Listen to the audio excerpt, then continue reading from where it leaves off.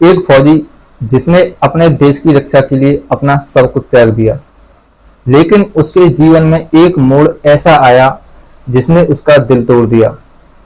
ये कहानी है राजेश की, जो कि भारतीय सेना में सैनिक है, और उसकी पत्नी संगीता की, जो उसकी दुनिया थी।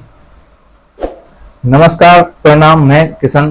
क्राइम वार्ता की इस कहानी में आज एक ऐसे फौजी की दास्तान लेकर के आया हूं जिसने पूरे जगत को कुछ सिखाया। वीडियो में आगे बढ़ने से पहले आपसे एक ही रिक्वेस्ट है कि वीडियो को लाइक कर दीजिए, और अगर चैनल पर पहली बार आए तो चैनल को भी सब्सक्राइब कर दीजिए, जिससे कि मेरा मनोबल बढ़ता रहे और मैं आपके लिए ऐसी सच्ची कहानियां लाता रहूं। राजेश की कहानी शुरू होती है एक छोटे से गांव से।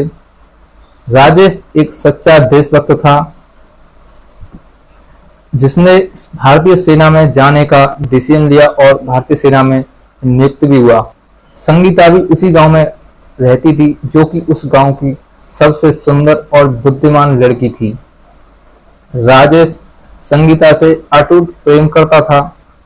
संगीता भी उससे बहुत प्रेम करती थी। दोनों ने एक दूसरे के साथ जीने मरने की कस्में खाई, एक दूसरे से शादी करने का निर्णय लिया। दोस्तों, कुछ दिनों के बाद उन दोनों ने एक दूसरे से शादी कर ली, और शादी करने के बाद दोनों एक दूसरे के साथ बेहद खुशहाल जीवन व्यतीत कर रहे थे। राजेश, जो कि असम राज्य में नियुक्त था, उसकी असम राज्य में पोस्टिंग थी, वहां पर वो ड्यूटी करता था। वो वहां 3 महीने तक लगातार ड्यूटी करता, और 3 महीने ड्यूटी करने के बाद उसे 1 महीने की छुट्टी का अवकाश मिलता। अवकाश में वो अपने घर आता और अपनी पत्नी संगीता के साथ हसीन पलों को सजोता। दोस्तों, एक पति का एक पत्नी से लंबे समय तक जुदाई, लंबे समय तक का फासला किसी पत्नी को बर्दाश्त हो सकता है और किसी पत्नी को शायद नहीं भी। ऐसा ही था संगीता के साथ। संगीता, जो कि अपने पति राजेश से 3 महीने तक दूरियों में रहती, तो उसका मन, जो उसका प्रेम अपने पति राजेश के लिए था, वो कम होता चला गया। फिर एक दिन ऐसा मोड़ आया, राजेश अपनी ड्यूटी के सिलसिले में असम राज्य में तैनात हुआ, और वहां उसकी आतंकवादियों से मुठभेड़ हुई। भारतीय सेना ने उसकी जो 3 महीने के बाद 1 महीने की जो छुट्टियां होती हैं, उसे कैंसिल कर दिया, और उसकी अगले 6 से 7 महीने तक की ड्यूटी कर दी। अब दोस्तों, जब उसकी ड्यूटी हो गई तो घर पर संगीता अकेली रहने लग गई। उसका मन, उसका प्रेम अपने पति के लिए कम हो गया। अब दोस्तों, कहते हैं कि एक पत्नी अपना सब कुछ बचा सकती है, लेकिन अपनी हवस को नहीं। और ऐसा ही हुआ संगीता के साथ। जब संगीता को पता लगा कि उसका पति अगले 7-8 महीने तक घर वापस नहीं आएगा, तो वो अपनी हवस को मिटाने के लिए इधर उधर भटकी। इधर उधर भटकने के बाद उसने, जो उसके घर एक सुबह सुबह दूध वाला आता था, जो उसके घर दूध दिया करता था, उससे नजरें मिलाने लगी।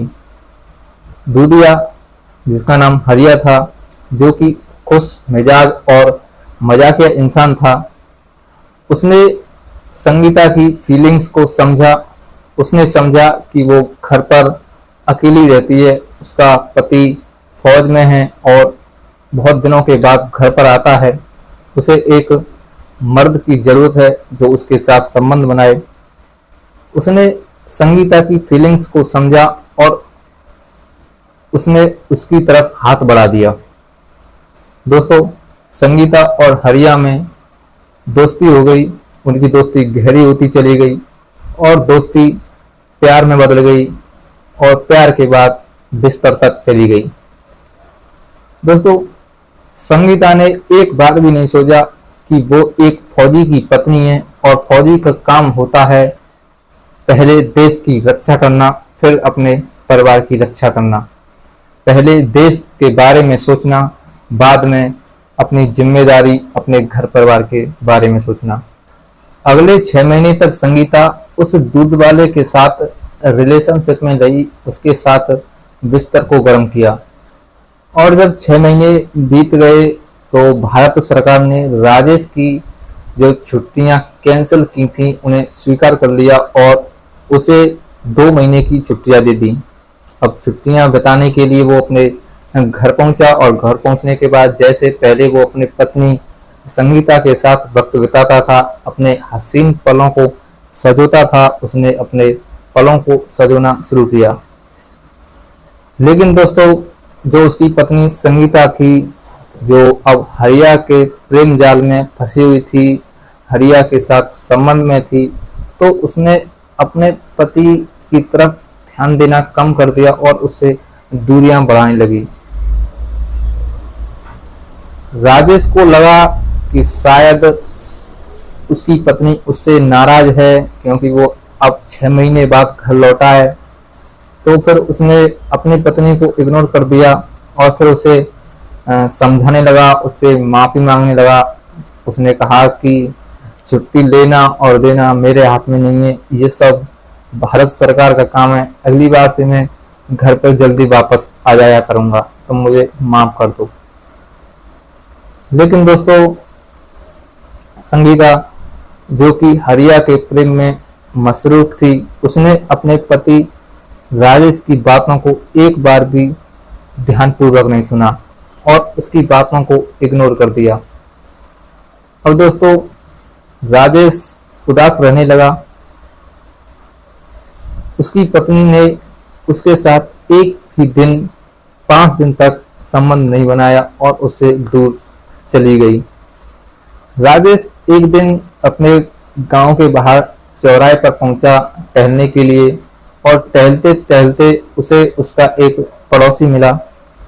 पड़ोसी आकर उसे बोला कि सर, एक बात कहनी थी आपसे, अगर आप बुरा न मानो तो। राजेश बोलता है कि कहो, क्या बात है, मैं क्यों बुरा मानूंगा।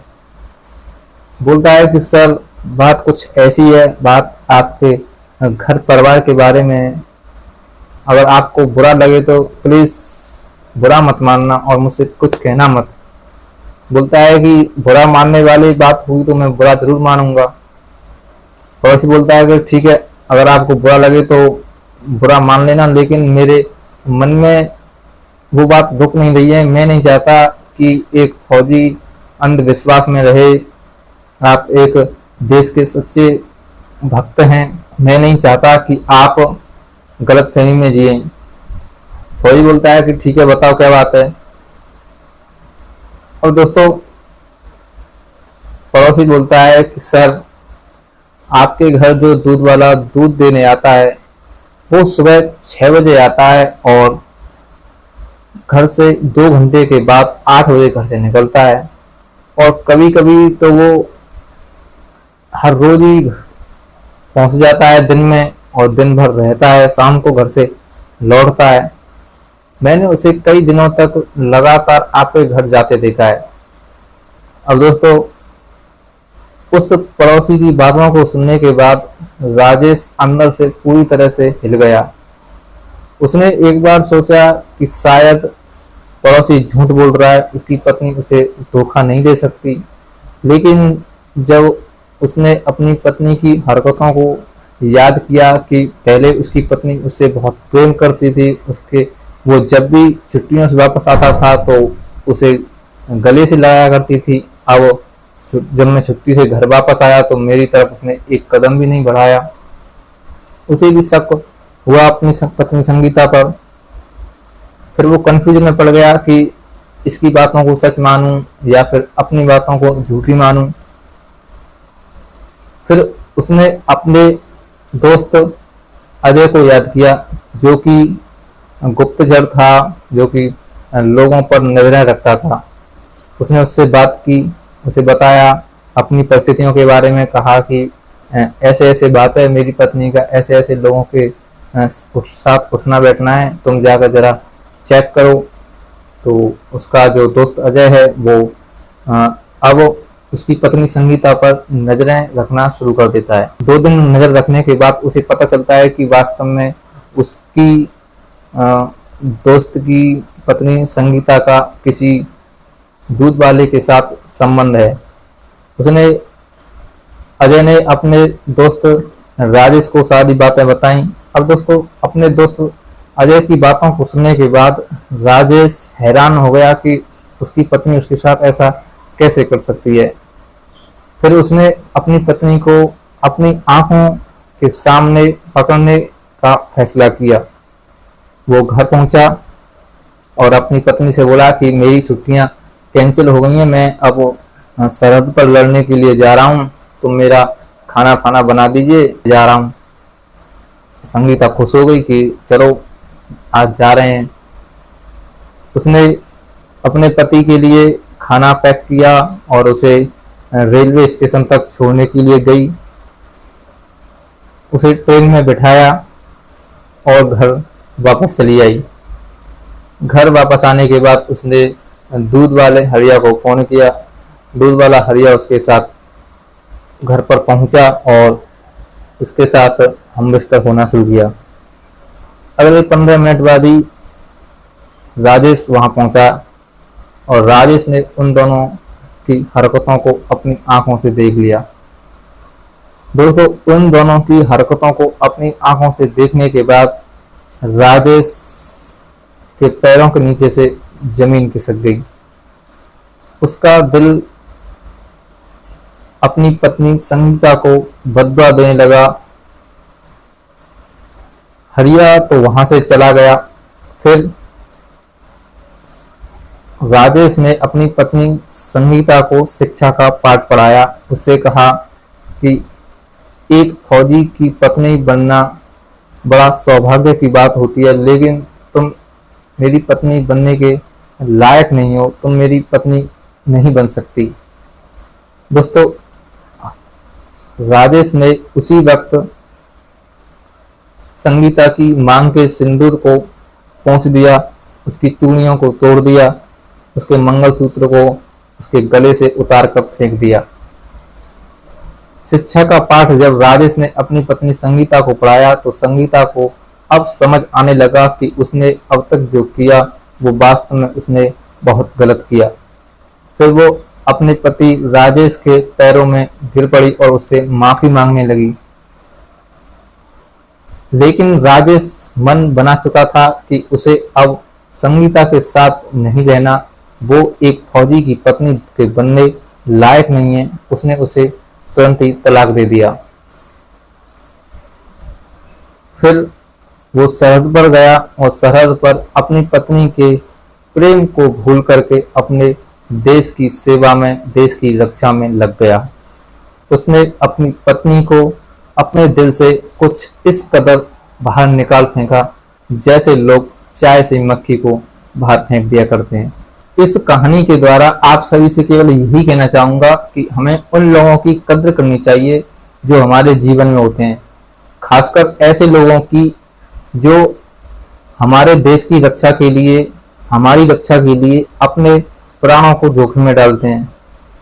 धोखा देना हर एक रिश्ते के लिए विनाशकारी होता है, लेकिन जब एक फौजी को धोखा दिया जाता है तो न केवल वो एक व्यक्ति का दिल तोड़ता है बल्कि पूरे समाज और पूरे देश के लिए दुखदायी होता है। तो आप सभी से केवल एक ही रिक्वेस्ट है, हाथ जोड़ करके, कि एक पत्नी की, एक फौजी की पत्नी बनना बड़े गर्व की बात होती है।